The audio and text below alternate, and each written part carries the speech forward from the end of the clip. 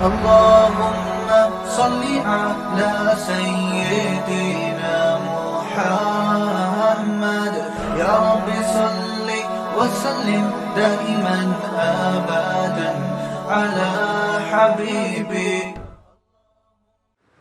تو اللہ تعالیٰ قرآن مجید میں فرماتے ہیں أَيْنَمَا تَكُونُوا يُدْرِكْكُمُ الْمَوْتُ، تم کہیں بھی چلے جاؤ موت تمہارا پیچھا خود کرتی ہے، موت تو پیچھے بھاگتی ہے.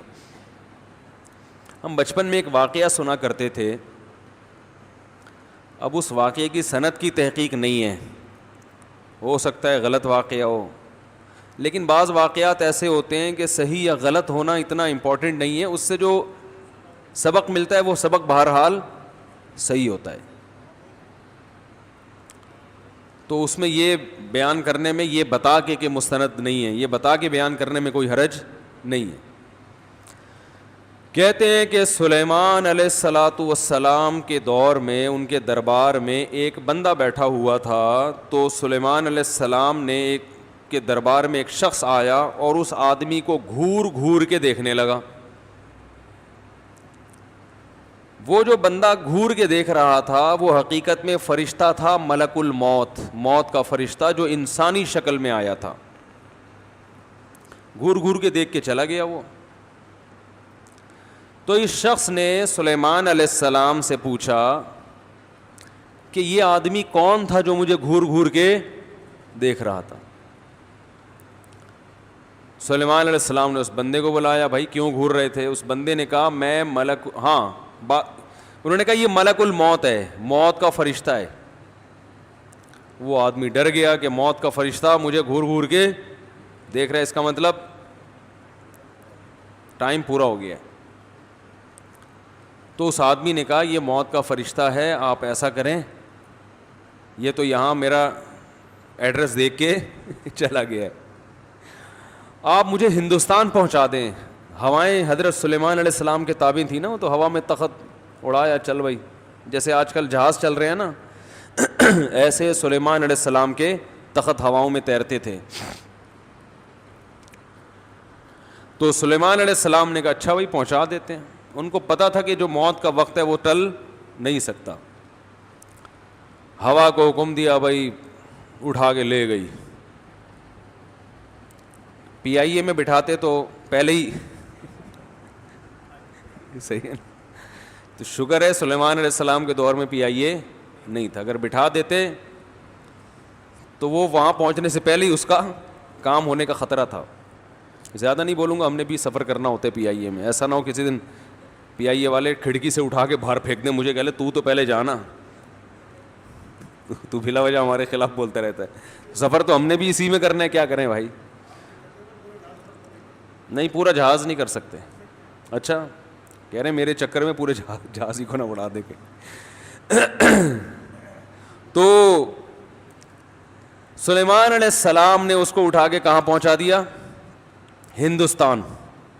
اطلاع آئی کہ ہندوستان میں اس کا انا للہ ہو گیا، انتقال ہو گیا ہے.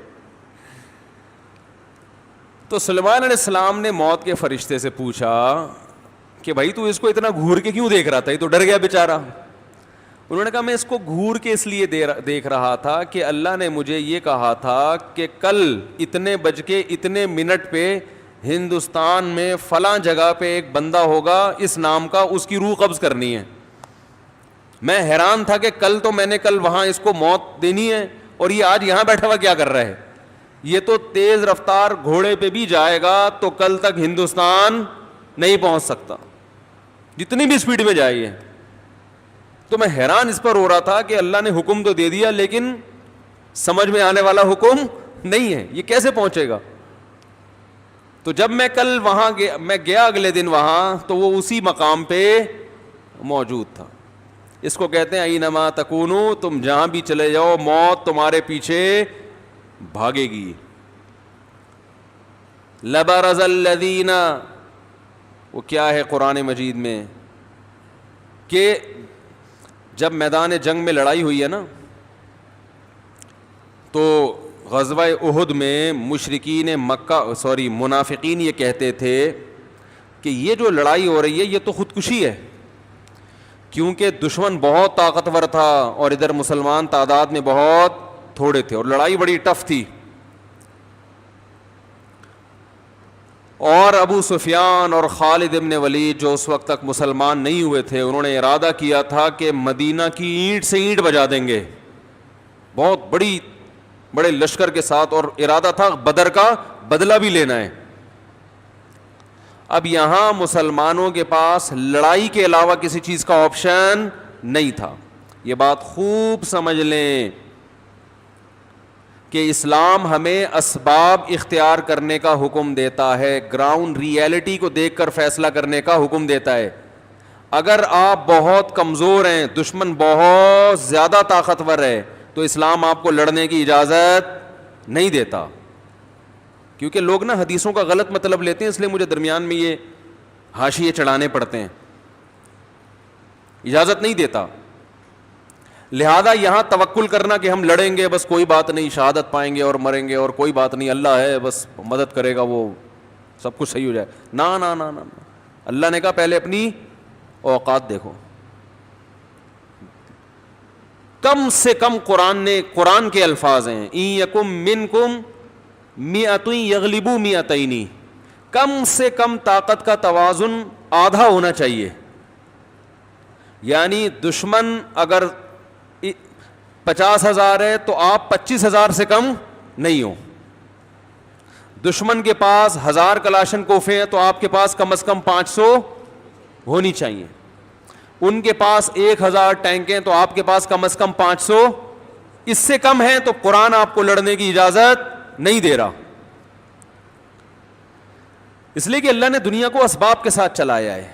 ہاں آدھی اس لیے کہ آدھا اسلحہ ہوگا اور آدھا تمہارا تقوی اور ایمان. اگر برابر ہو پھر ایمان کا کیا فائدہ بھائی؟ تم مسلمان ہو، تمہارے ساتھ اللہ کی مدد ہے، ان کے ساتھ اللہ کی مدد نہیں ہے. تو اللہ نے کہا کچھ اسباب اختیار کرو، کچھ ہماری طرف سے مدد.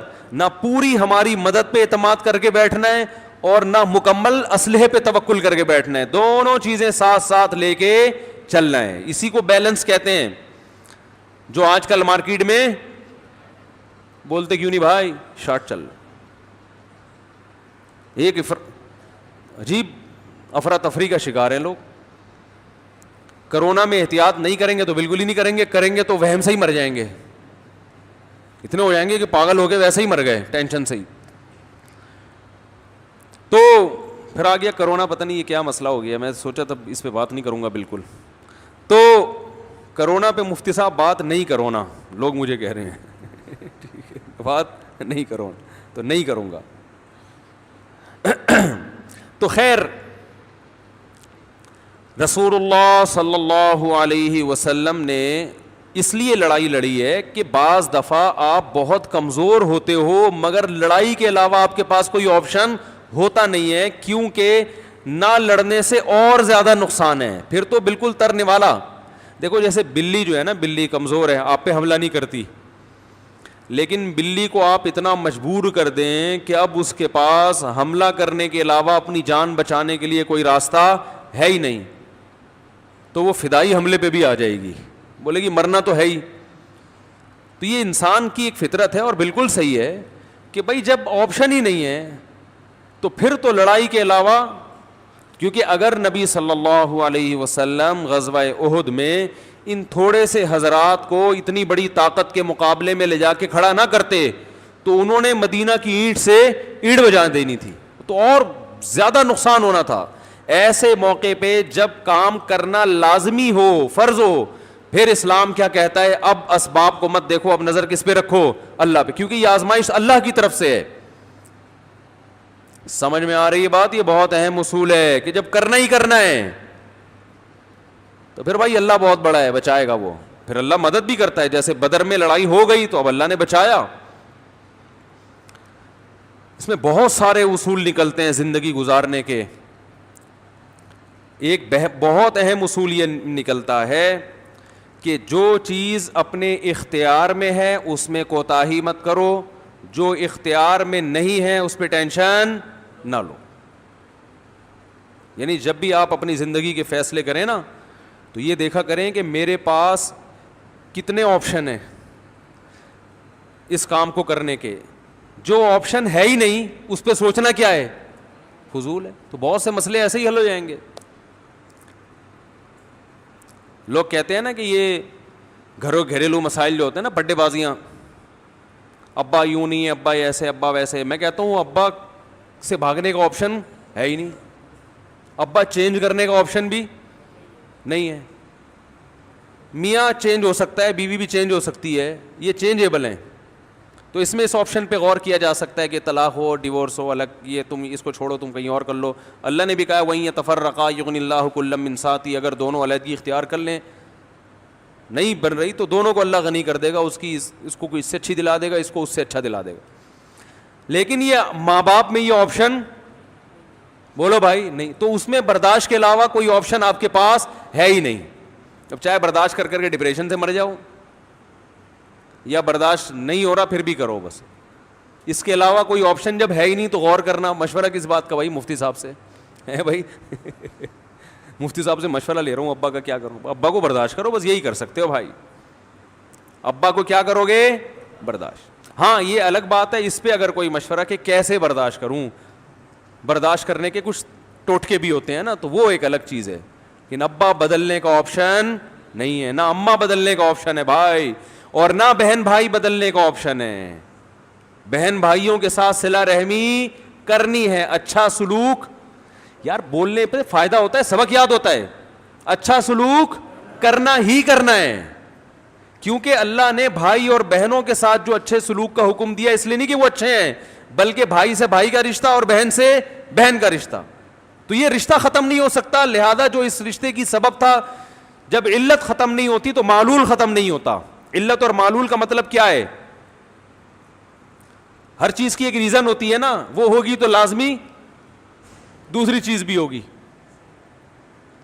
ارے آپ کو تنخواہ ملتی ہے, آپ امپلائی ہیں نا, کیا خیال ہے؟ تو آپ جب تک امپلائی ہیں تنخواہ ملے گی کہ نہیں ملے گی؟ تو آپ گئے, آپ نے باس سے کہا مجھے تنخواہ چاہیے, اس نے کہا تم شکل اچھی نہیں ہے تمہاری, دفعہ ہو یہاں سے. آپ نے کہا سر مجھے سیلری چاہیے, میری شکل کا کیا کرنا ہے؟ او بھائی تمہارے اخلاق اچھے نہیں ہیں, دفعہ ہو یہاں سے. یار تمہارا قد اچھا نہیں ہے, نکلو یہاں سے, تم تمیز سے بات نہیں کرتے, نکلو. آپ بولے گے بھائی میں تنخواہ تمیز سے بات کی نہیں لیتا, میں آپ کی کمپنی کا کیا ہوں؟ ملازم ہوں. میں نے تنخواہ شکل کی, وہ مسٹر, ایک تو مس ورلڈ ہوتی ہے, اس بندے کو کیا بولتے ہیں؟ Mister world. تو وہ ان کو ملتی ہوں گی فٹنس اور ان سب کے پیسے, کہ شکل اچھی ہے تو دلہن کو ملتے ہیں شکل کے پیسے. وہ ایک صاحب کی شادی ہوئی, قاضی صاحب نے نکاح پڑھایا, تو قاضی صاحب نے کہا میری فیس, تو دلہا نے کہا کتنی فیس بتائیں؟ قاضی صاحب نے کہا جتنی خوبصورت دلہن ہے اتنے پیسے دے دو. بھائی دلہن تو خوبصورت ہی ہوتی ہے نا, تو جتنی خوبصورت دلہن ہے, قاضی صاحب کا خیال تھا لاکھوں روپے دے گا, دلہن تو سبھی کو پسند آتی ہے. تو اس نے 10 روپے نکال کے دے دیے. قاضی کو بڑا غصہ آیا یار. قاضی نے ذرا دلہن کو جھانک کے دیکھا, 5 روپے واپس کر دیے.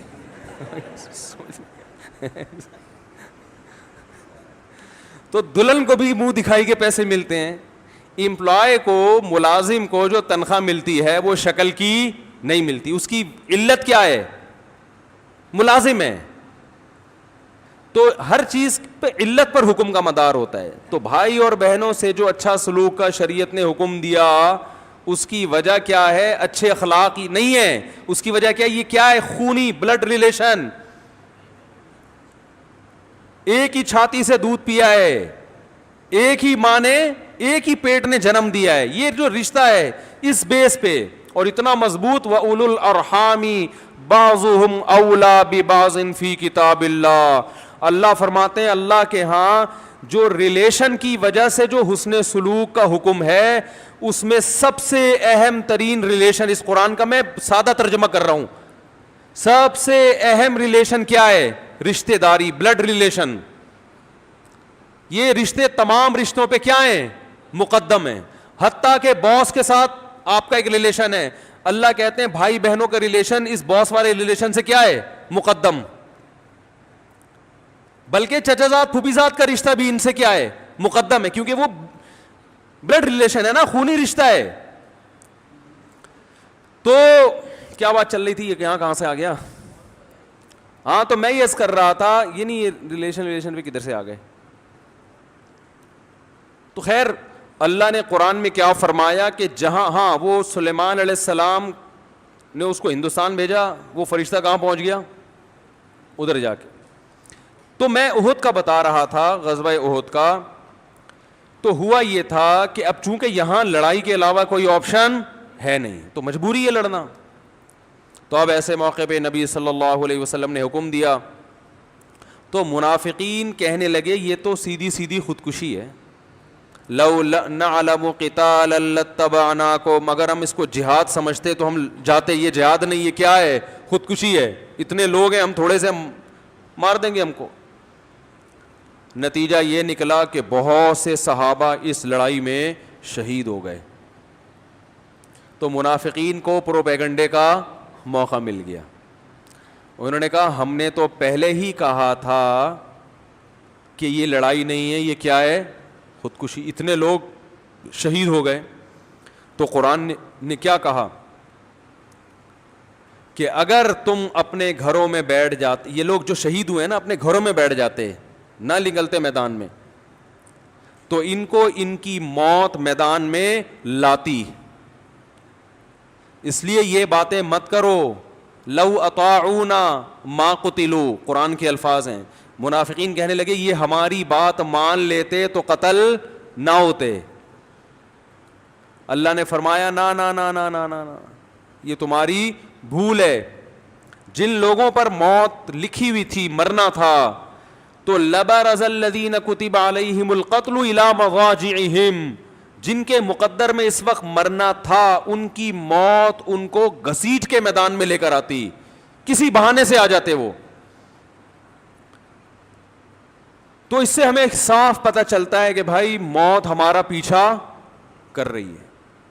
آپ بعض مرتبہ کسی چیز کو زندگی کا سبب کے طور پر اختیار کرتے ہیں, وہی چیز آپ کی موت کا ذریعہ بن جاتی. باڈی گارڈ کیوں رکھے جاتے ہیں؟ ارے زندگی کے لیے رکھے جاتے ہیں نا, قاتل سے بچائیں گے. یہی گارڈ آپ کی موت کا ذریعہ بن جاتا ہے. کئی کیسز ایسے ہوئے نہیں تاریخ میں, گارڈ نہیں مار دی گولی.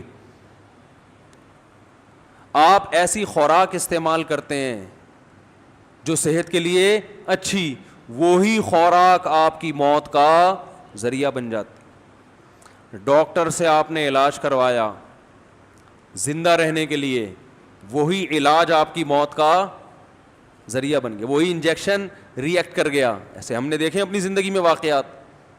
بخار تھا, انجیکشن لگوا کے آئے, وہ ری ایکشن ہوا. نہ ڈاکٹر کی بیچارے کی نیت تھی مارنے کی. یہ جو کہہ رہے ہیں ڈاکٹر زہر کے انجیکشن دے کے مار رہے ہیں, فضول بات ہے انتہائی. کوئی اسپتالوں میں کوئی زہر کے انجیکشن نہیں دے رہا. کسی کو کورونا ہو جائے نا, اس کو اگر آکسیجن کی ضرورت ہے فوراً ہاسپٹل لے کے جائیں اس کو. ایسی میتیں ہمارے علم میں آ گئی ہیں کہ وہ اس کو ہاسپٹل نہیں لے کے جا رہے کہ وہاں تو کورونا کے کیس بنا کے ڈال دیں گے, اور گھر میں بیچارے کو مار دیا انہوں نے.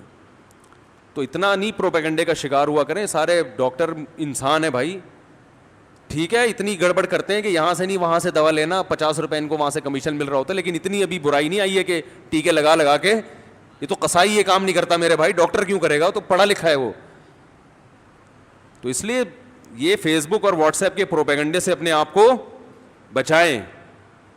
مریض ہے اس کو ہاسپٹل لے کے جائیں, اس کو آکسیجن چاہیے ہوتی ہے اس کو, جب ایسی کنڈیشن ہو شروع میں نہ لے کے جائیں بلا وجہ ہاسپٹل کے. ابھی تو بڑے معاملات, کیونکہ وبا پھیلی ہوئی ہے وغیرہ وغیرہ. بھی زیادہ نہیں آؤں گا, بس ایک چھوٹی سے درمیان میں چٹکلا آ گیا تھا. یہ ٹیکے لگانا کی بات ہے نا, وہ ٹیکہ لگ کے ری ایکشن سے مر جائے تو ایک الگ بات ہے. تو اب دیکھو میرے بھائی, یہ خبر ہمیں کس نے دی؟ اللہ نے. تو یہ خبر اللہ اس لیے دے رہا ہے کہ اس خبر کے اندر ایک آرڈر, بولو بھائی, چھپا ہوا ہے. وہ یہ ہے کہ اللہ ہمیں یہ بتا رہے ہیں کہ میں تمہیں بار بار اس لیے بتا رہا ہوں کہ مرنا ہے مرنا ہے مرنا ہے, حالانکہ تمہیں پہلے سے پتہ ہے. اور تم صبح شام اپنی آنکھوں سے دیکھ رہے ہو, لیکن تمہارے عمل سے ایسا لگتا ہے کہ تم مرنے کے لیے تیار نہیں ہو. اپنے عمل سے ثابت کرو کہ تمہیں دیکھ کے پتا چلے کہ اس نے واقعی مرنا ہے, اس کا یہ کانسیپٹ ہے کہ میں نے مرنا ہے, عمل سے ثابت کرو. اور عمل میں سب سے پہلی چیز ہے دنیا سے دل مت لگاؤ, ان دیواروں اینٹوں سے دل مت لگاؤ. یہ نہ شوق سے بتایا کرو میرے بحریہ ٹاؤن میں اتنے پلاٹ اتنے فلیٹ, او بھائی کسی کا کچھ بھی نہیں ہے. جو ملک ریاض ہے بحریہ ٹاؤن کا مالک, کل اس کا بھی جنازہ اٹھے گا, ایسے خالی ہاتھ جا رہا ہوگا, دیکھو لوگوں عبرت کا نشان, اربوں کی جائیدادیں بنا کے چلا گیا, آج خالی ہاتھ جا رہا ہوں. اس کو نہیں موت چھوڑے گی تو ہم اور آپ کس کھیت کی مولی لے گے, بتا رہا ہے میرا پلاٹ میری جگہ ہے میرا فلیٹ, صحیح ہے نا. او بھائی جس سے خریدا ہے موت اس کو نہیں معاف کرے گی. کفن میں جیب ہوتی ہے بھائی, ایک پاکٹ تو ہونی چاہیے کفن میں یار. کپڑے سلواتے ہیں, جیب لازمی جزو ہے یا نہیں ہے؟ خواتین کے کپڑوں میں اکثر جیب نہیں ہوتی کیونکہ پرس ہاتھ میں ہوتا ہے ان کے, ایسے ہی ہے نا, ان کے پاس کیا ہوتا ہے؟ پرس ہوتا ہے. تو وہ بھی جب دنیا سے جاتی ہیں تو کفن کے ساتھ پرس, بولو نا, نہیں یار, سب ختم. بڑے بڑے آئے دنیا میں, بڑے بڑے آئے ہیں, ایسے آئے ہیں کہ ہم تصور نہیں کر سکتے. قارون جیسے لوگ آئے, سکندر اعظم آیا, جب مرنے لگا نا تو اس نے راستے میں ہی موت ہو گئی تھی بیچارے کی سفر میں. تو موت بھی عجیب چیز ہے, کوئی یہ بھی نہیں دیکھتی کہ بندے کو گھر تو پہنچنے دو. مفتی طارق مسعود صاحب کے بیانات سننے کے لیے youtube.com/مفتی طارق مسعود کو سبسکرائب کریں, اور اگر آپ لائیو ویڈیو کو کبھی بھی مس نہیں کرنا چاہتے ہیں تو سبسکرائب کرنے کے بعد بیل آئیکن پہ کلک کرنا مت بھولیں. جزاک اللہ.